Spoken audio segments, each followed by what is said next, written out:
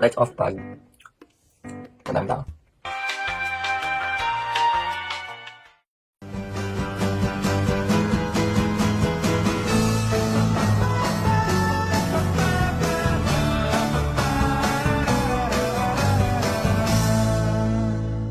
Hey guys, I'm Joaquin Burgos, or people call me Wacky.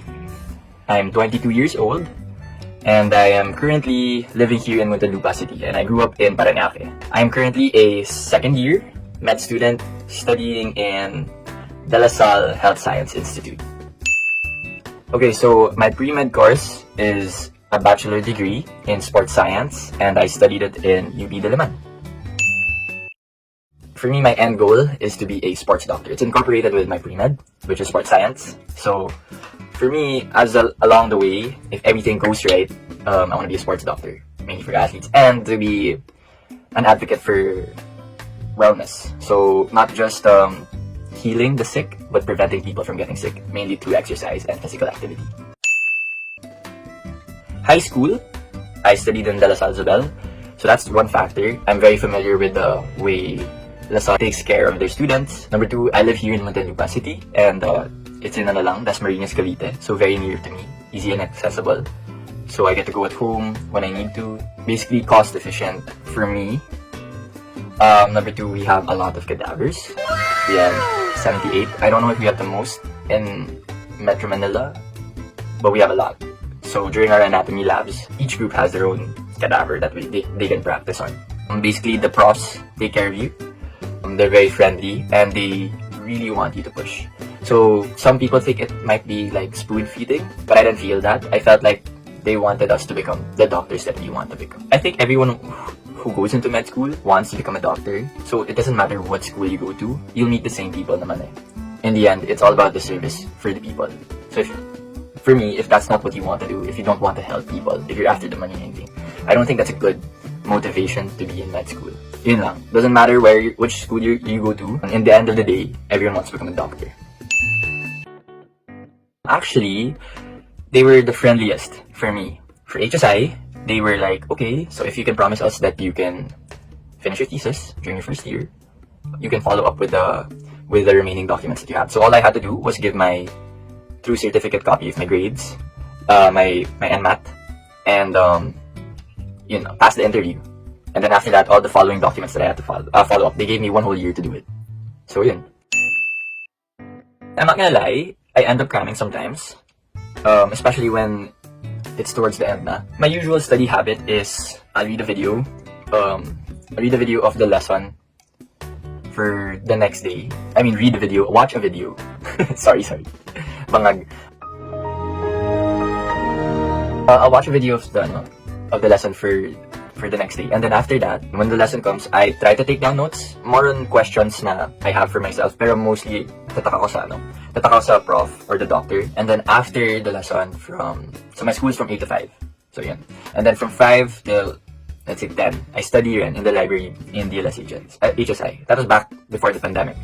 But now, my new study habit, same procedure pa rin, but it's at home now. The setup is watch the videos the day before, and then read the handout while the prof is lecturing, and then after, read again. So, example, this is one of my favorite things before an exam. It's for physio, it's one of the hardest. So, this is a medical blah, blah, student, 13th edition student consult. So, what does that mean? It's like a book you can carry around, and then, you review yourself. So, it's not as heavy compared to the real physio book, which is here. This is the real Fisher book. Obviously, all the details is here. You read that. You read that during after the lecture mismo. Then you read it. Yun yung ginagawa ko from 5 p.m. till 10. Binabasa ko. Pero like right before the exam, I study and check on myself with the questions here. Because kung hindi mo masasagot to, paano mo masasagot yung exam, di ba? Honestly, I think doable naman tong online learning. Pero as much as possible, I think it's only possible for 1 semester. We can do all the theory in 1 semester and then the next semester application. Kasi parang, I don't see how you will retain it if you don't apply what you learn. Especially with anatomy. I'm sorry guys, parang you can memorize all the bones and everything, but if you don't see it in a cadaver, it's very difficult. Ngayon, notice ko, medyo na-abuse yung students because they assume na since you're at home, you have all the time in the world to study, so ang daming workload. I don't know if it's just me because it's second year, and technically second year is the super heavy load. Pero from my experience compared to freshman year, nakatulog pa ako 6 to 7 hours in a day, normally. Pero ngayon, now, it's like times 3 to 4 hours. Fresh lang talaga ako ngayon kasi nagpa-prepare ako for this review.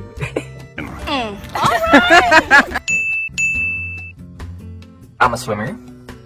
And from my course, sports science, I love sports. I really do. So basketball, football, you name it, track, swimming. That's my hobby, sports, and I do play online games. Dati nagdo-Dota ako, diehard Dota. But now, I switched to LOL because it's more feasible. Kasi in Dota, 1 hour game. Ngayon in LOL, it's like 20 minutes lang.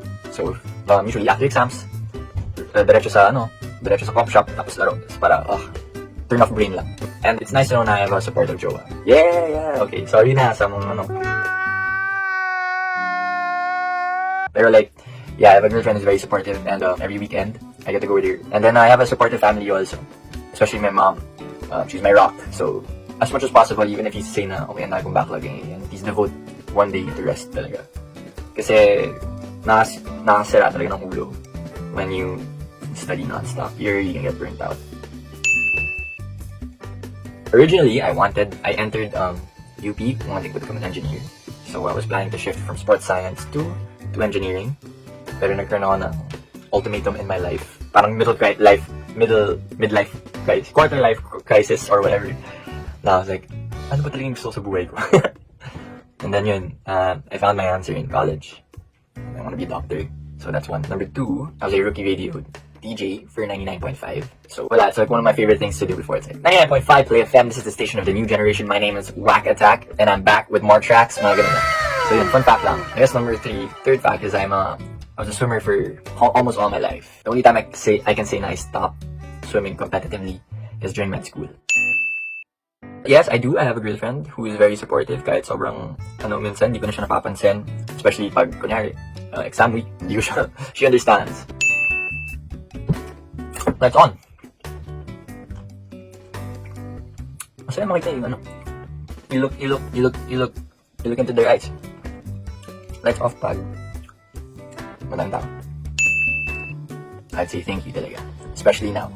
We see how important it is for doctors and frontliners right now. So if you can see how overworked they are, the stress that's happening right now in this day and age, and you still want to be a doctor, props to you. Because you already know in yourself now, and you're ready for whatever challenges it's gonna take. It's gonna be hard. It's gonna be really hard. There are times most of the time, you're gonna keep asking yourself, bakit ito ginawa sa sarili ko? But promise talaga yung feeling after you finish. You finish 1 year. Yun pala yung experience ko eh. After finishing 1 year, just moving one step closer to my dream, kinikilig talaga. Hanggang ngayon, I feel ko pa rin just thinking about becoming a doctor. So, for that, I'd like to say thank you. Yun lang talaga. Okay, another fun fact, I am a member of UP Pre-Med. Sorry, na-excite. I'm a member of UP Pre-Med Society in Diliman. So, you guys, kahit magkawatak-watak kayong mga friends nyo, pumunta tayo sa iba-ibang school, ganyan. That group chat of yours, especially mga close mo dyan sa UPMed, you guys are still gonna talk. I have a lot of friends who went to UERM. I have a lot of friends who went to Ateneo. I have a lot of friends who went to FEU. And in that chat, we all talk pa rin. And we head up, ano nangyayari, ganyan, saan kayo nahihirapan, biochem, fisho, ganyan. Okay, mahirap natin yan. Bakit ganyan? Baka sa doctor nyo lang. Okay. So, it's nice to know, yun yung masasabi ko. Kahit wala na kayo in the same school, kahit nasa UP kayo or anything ganyan. Mag-bump ka lang dyan sa group chat nyo, sa GC nyo. And then, masaya na nakikita nyo na you're all experiencing the same thing.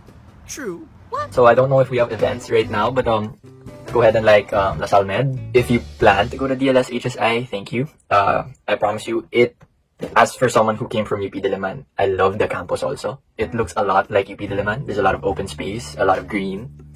Konti pa lang yung buildings. Basically, parang yun pa lang yung pinakamalaking building na yun doon, yung hospital. Thank you for everything. Thank you for watching me and allowing me to give you my experience. Hopefully, you pursue this venture, this new milestone in life, because it's gonna be forever with you. You know, the rest of your life. Kung matapos natin to, may doctor na tayo. Thank you, UPB Med Society Baguio, and happy first year anniversary. See you in DLSHSI.